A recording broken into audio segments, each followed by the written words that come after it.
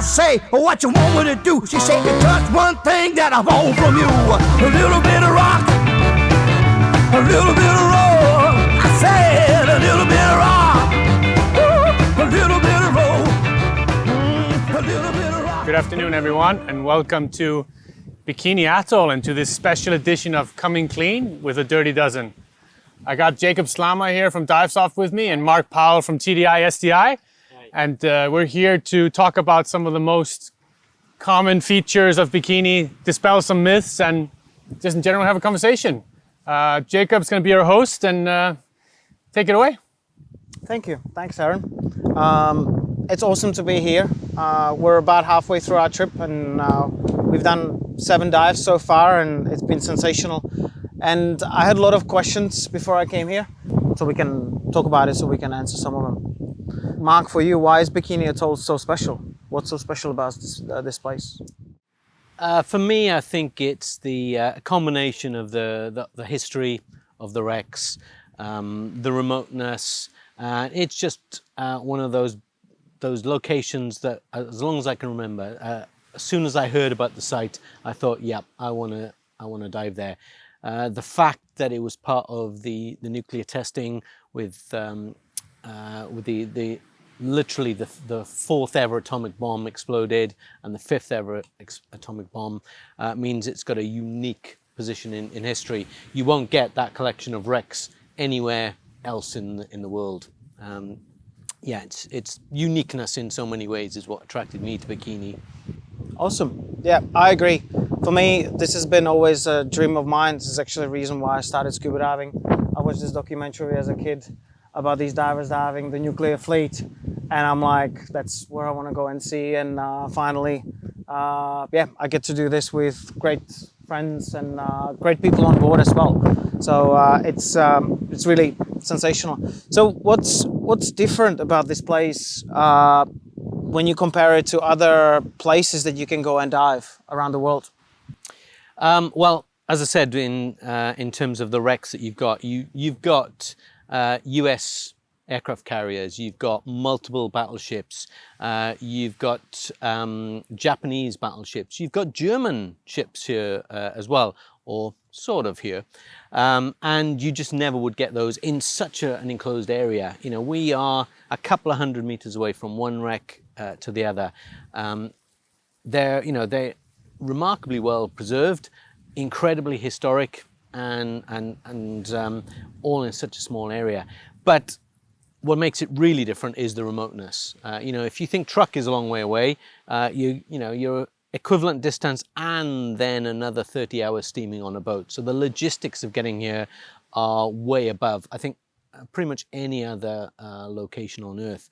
That adds a whole range of complications then in terms of just the travel, the logistics, safety considerations when you're that far away from civilization.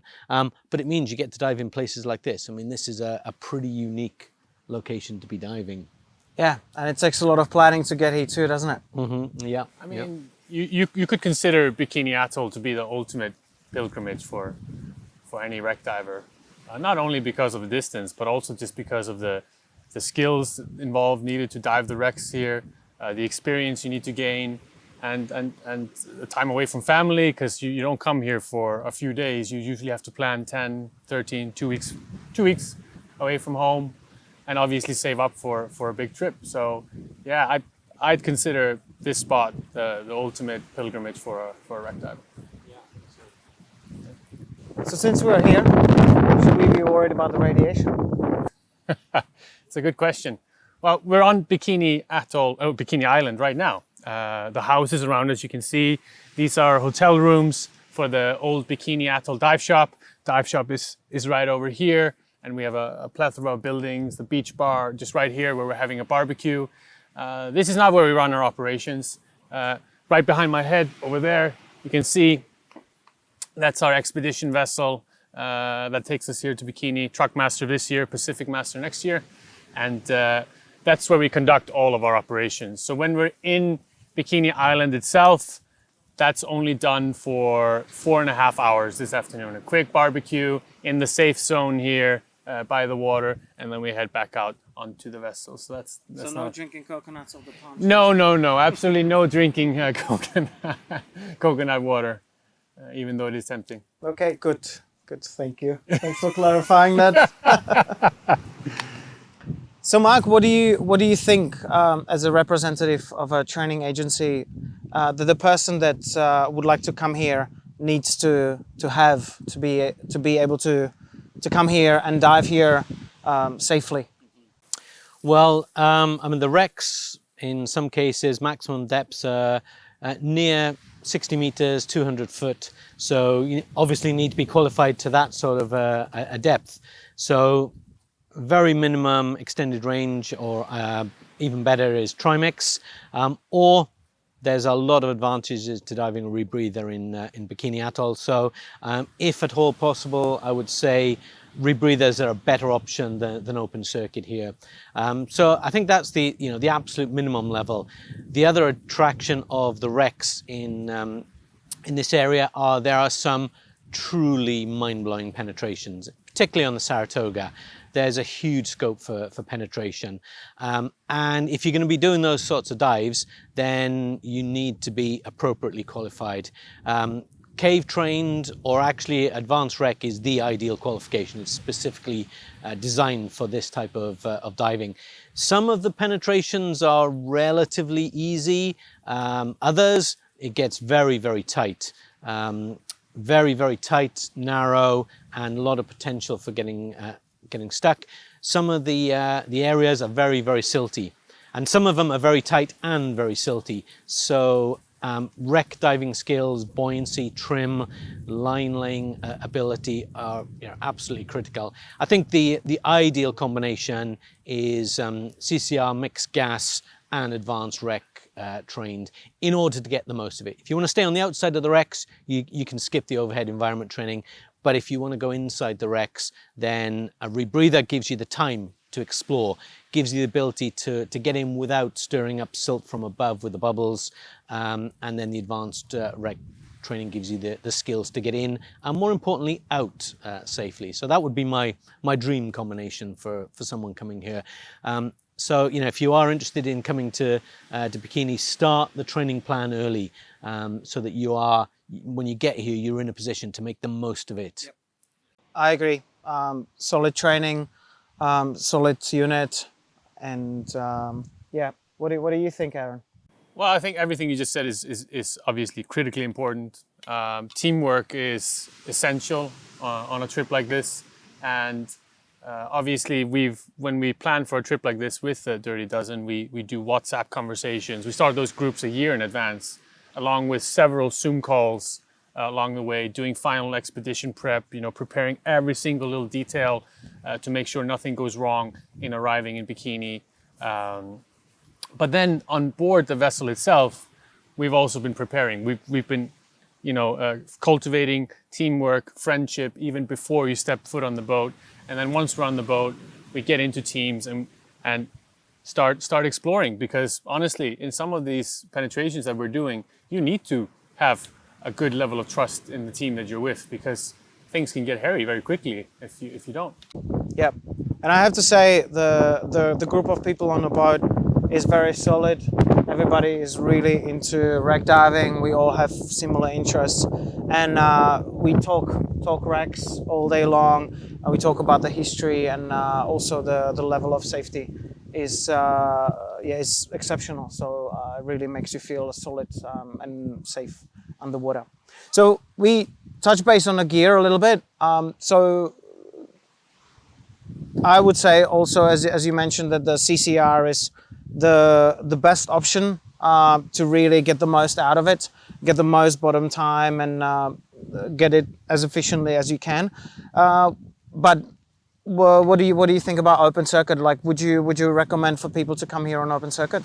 I mean, you can do these dives on open circuit. It's 60 meters, 200 foot is perfectly feasible on open circuit.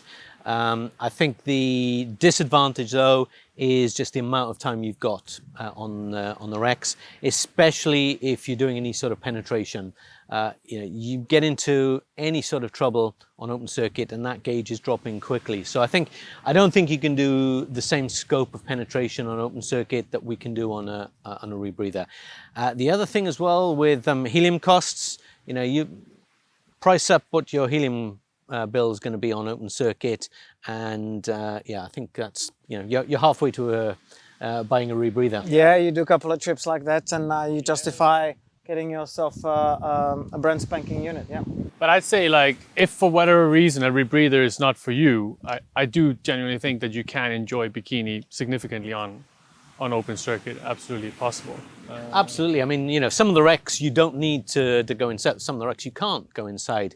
The pilot fish, fantastic dive that we had the other day. Same thing, the Anderson. You don't need to go inside those, and so those I think are really suitable for open circuit. But it's the really adventurous penetrations on the Saratoga. I think that's where then the CCR becomes more of an advantage. So yeah, you can do it on open circuit. You can probably do 80%. On open circuit. I think maybe something that I've kind of learned and listened to when I'm talking to people about this is that they always look at the end game of where they want to be before they go somewhere, but then many of them end up never going because they're constantly chasing the dragon to have the perfect setup when they go. Okay, I think bikini, you need to really think about what you take with you, especially in terms of training and equipment. But I'd say like places like truck, I often tell people just go. You could be an open water diver and be happy in truck, for example. And I just want people to go and experience it, fall in love with it, and you could come there, 20 times and not get bored and experience something new. So sometimes it's just a question of doing it, I think. Yeah, I agree. It's Just get started. just do it, Yeah, get started. Yeah, no, totally. So when we regarding the gear, this is warm water diving, and a lot of people are just used to diving wetsuit, but some people just dive dry suit. What would you recommend to come here with in terms of exposure suit? That's a really open question. Well, to give you an example, I did 2 dives yesterday. The first dive I was in a dry suit. The second dive I was literally in shorts and t-shirt. And I think it depends on what type of diving you're doing. You don't need a dry suit for thermal protection. I did a nearly 2-hour dive yesterday in shorts and t-shirt. 29, 30 degrees. I was perfectly warm. Even after all that time. So I'm not diving a dry suit for thermal protection. I'm diving a dry suit more for when I do the penetration dives. You can dive a rebreather in shorts and t-shirt or a wetsuit, but the trim is a little bit harder. I find if I want to be absolutely nailed on flat, then that's just much easier in a dry suit. So I'm wearing the lightest dry suit I can with a very thin undersuit, and I'm using it for the buoyancy and the trim characteristics rather than the thermal characteristics. Yeah. And it's something that causes quite a lot of controversy online when people see these pictures of people in truck and bikini and dry suits. They go, well, what's going on? It's 30 C in the water. What are you doing? And like you said, there's other reasons for wearing it. Especially in these wrecks here, you need to have absolutely perfect trim if you're going to be pulling your way through with one finger through tight penetrations. But it's not only that. If you get mushy skin over time, you're going to get some cuts, tetanus, severe infections are danger. Aviation fuel, oil, all kinds of things are a risk factor here. And that's why when you see me, I'm covered from head to toe with the thinnest hood I can have, gloves, everything. And that's more kind of the reason from my own side. And it helps even on a decar, just to, keep yourself nice. Secondary along with buoyancy the is also decal nice bar. sometimes, Yeah, for sure. Absolutely. Yeah. What about safety gear in terms of reels, primary reels, cookies, arrows? Is there something you recommend to bring with you when you come to a trip like this? Mm-hmm. Yeah, some of the wrecks have got permanent lines on them. And so for some dives, you can just follow a permanent line. Some of them have got permanent lines that start a little way inside, so you need to lay a line to connect to the permanent line. But there are other areas where there are no lines. So a combination of a primary reel, a couple of safety spools to get in, and then safety spools just in case you lose the line and want to do a search. Using cookies and line arrows is useful.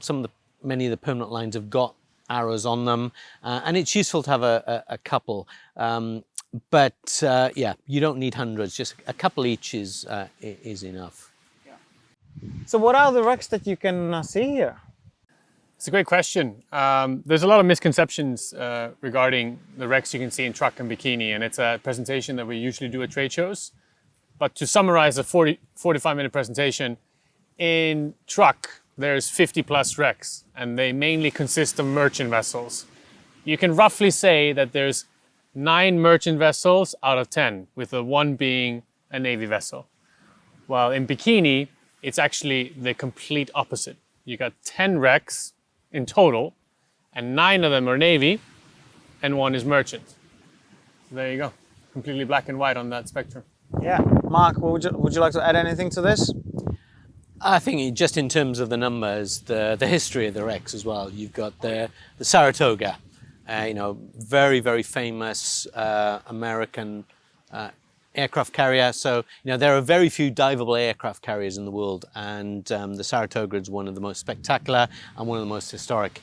You've got the Nagato, the Japanese battleship where the attack on Pearl Harbor was launched. You can see the command tower where that attack actually started off. In terms of history, it doesn't get much more special than that.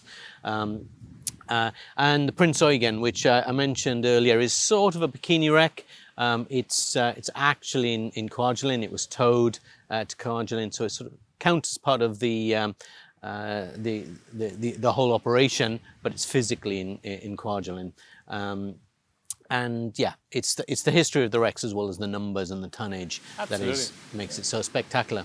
In truck, we were talking about active warfare, Operation Hailstone, and here we're talking about nuclear testing with Operation Crossroads. But as you come here and enjoy bikini, in the evenings we talk about all the different factors besides the nuclear tests and the wrecks, the humanity, the displacement of the locals. There's a lot of stories, a lot of layers to this onion that is Bikini Atoll. So. Yeah, and also I'd like to add, you've got the USS Arkansas, First World War battleship, and a couple of submarines, couple of destroyers. So yeah, if you're into ships and war history, it's pretty sensational. Well, what do you guys think about the state that the wrecks are in? Honestly, I think they're in great condition. We were diving talking about submarines, we dove the pilot fish in the beginning there. It was in fantastic condition with the conning tower, etc. Beautiful. Then talking about battleship, visiting the Nagato. I mean, what did you think? Oh, sensational, spectacular. Where can you dive a battleship of this size, of this historical significance? Largest guns in the world, 16 you can see all 4 propellers and see the main guns. It's just sensational. And then we saw a destroyer already. We've been to the USS Anderson. Yep. So how did you like that? Talking about condition. Beautiful. I love destroyers. Yeah, lying on its side so you can get the full panorama of it. Yeah, it was one of my favorite dives. And then, of course, the Saratoga. We haven't been on the Grand Tour yet, Jacob, but we have, Mark. Yeah. Can you just try and summarize in a few words what the Grand Tour was?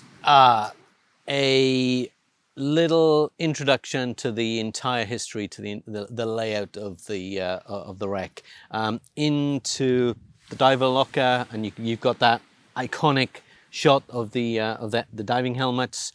You've got the Drysuits there, and then back out into a long penetration down a deck back to the dentist's area, which is just absolutely packed with artifacts, and it looks like somebody could come in and have a filling right there. Yeah, just the level of detail in there. And then back out into the scullery, into the CIC area, back into the Admiral's cabin and all the way back out again. I'm popping out right by the shot line. We spent a couple of dives and with doing 40-50 minutes inside the wreck. So yeah, I think you're going to do that tomorrow. You will love it. It is fantastic. It's sensational. Yeah, well, I can't wait. Well, I came here with a group of Liberty divers, but what do you think? Could you come here on your own if you're a diver that currently doesn't have a buddy and would still like to come to Bikini Atoll? I think it's always better to come with a buddy, but one of the nice things about the Dirty Dozen expeditions is that if you do book on your own, the sort of diver that comes on these expeditions is, they are motivated. They are people who love wreck diving. They are well trained. They've gone through this discussion that we've been having about the appropriate levels of training. And so, and especially with the Zoom calls and the WhatsApp before, the team starts to form even before we physically arrive. The couple of days acclimatizing, usually in Kwajalein or Ebi before we get here, also builds up that team spirit. So yeah, you can turn up as an individual diver and you've already got that team starting to form. So it's one of the few times that I would say you could turn up. If you book onto the average liveaboard, and there are other operators that you can book on and just turn up and arrive, I'd be pretty nervous about doing some of these dives with someone I've never dived with before. But doing it through Dirty Dozen means that you've got a level of confidence that the person you're going to be paired up with is going to have the same sort of mentality. They're going to be aware of the safety considerations. We are 30 hours from the nearest hint of civilization and even further away from most facilities that we would consider. So having that right mentality, knowing when to call a dive, we've come all this way, and knowing when to say, actually, no, I'm going to skip this dive because something's not right. You don't often get that, but I think the type of diver that comes on these trips is the type of diver that I would be happy diving with. I really enjoy the culture we have on board. I mean, maybe you can speak a little bit to the briefings, some of the procedures, the splash. Like, how does it differ to what you see on other boats? Yeah, I think you've done a really good job of instilling that mindset right from the very beginning. When people book on, they know, the rules in terms of you've got to be qualified to do the dives. Building that up in the Zoom calls and the meetings, the briefings. Every single briefing, we go through what are the safety considerations for this dive. And then the splash checks. I am a big fan of pre-dive checks for a rebreather. They're complicated pieces of equipment, and you forget one piece and you can get into a lot of trouble. So every single diver, mandatory splash check. We go through all of the basics. Have you really turned on your gas? Are the computers turned on? Have you got the right gases programmed in? Have you changed your scrubber? How much scrubber time is left? Are the bailouts connected, working, and pressurized? And I think that layer of stuff, it gradually pushes people to have that right mindset. There's no guarantees, but I think the structure, the operational safety procedures that we've put in place reduce the risk of accidents as much as we can. Yeah, we do as much as we can internally on board, but we've also been working externally. I mean, what did we do on this trip, Mark, when we were in Kwajalein? We visited some facilities as well. Yeah, so we were lucky enough on the way out to spend a couple of days on Kwajalein rather than Ebi, and really useful visiting the Hyperbaric Facilities in Kwajalein. It's a US military base. So we visited the Hyperbaric chamber. Fantastic meeting with the chamber techs there. They are brilliant and very, very supportive of supporting well-prepared emergency plans. Same thing with the visiting the hospital. So there's been some myths, I think, about what level of support the airbase there the military base will give to non-military divers.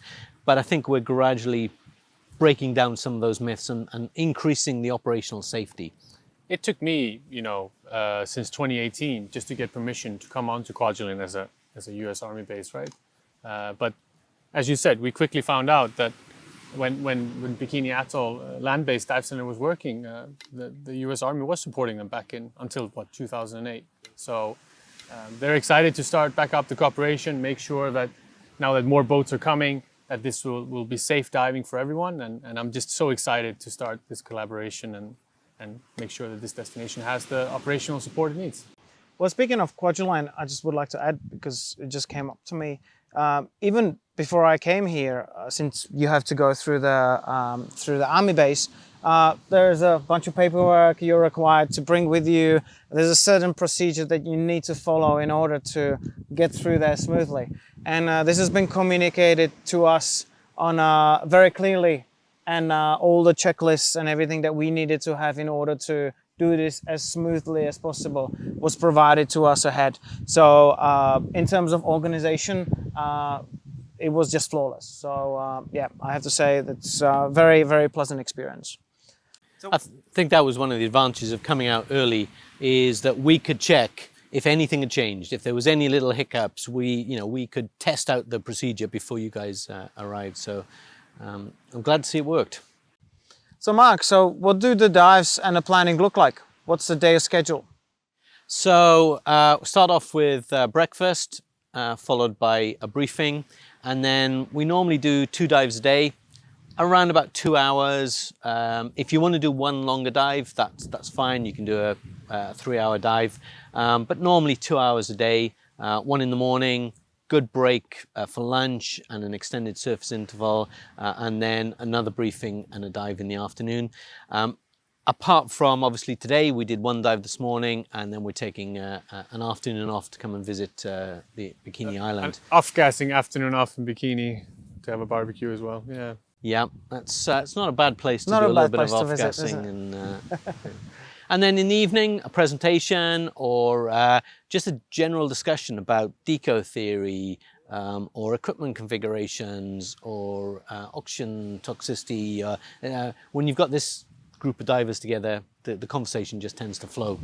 Yeah. It takes a while to get here to Bikini Atoll. What would you recommend that would be the minimum number of days to come here for? Aaron, how would you answer that? Well, knowing what the operations have done in general here, they've offered anything from like 9, 10 to 14 days in total over the years. I found we're doing 13 right now, which is, if you really want to go all in, I have found that 11 nights has been working really well. It's kind of a compromise between, the overall duration but also cost, because it's not the cheapest destination to go to.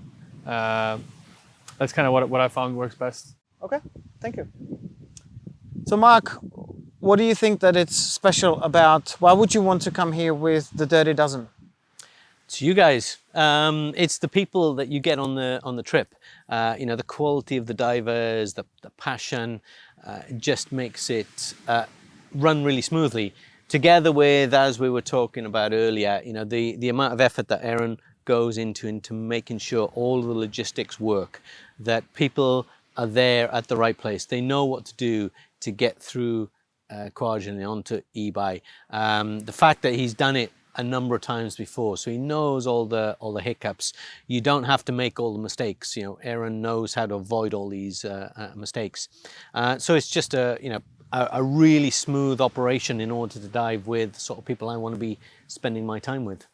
And it's the little things that get you, Like, let's take an example.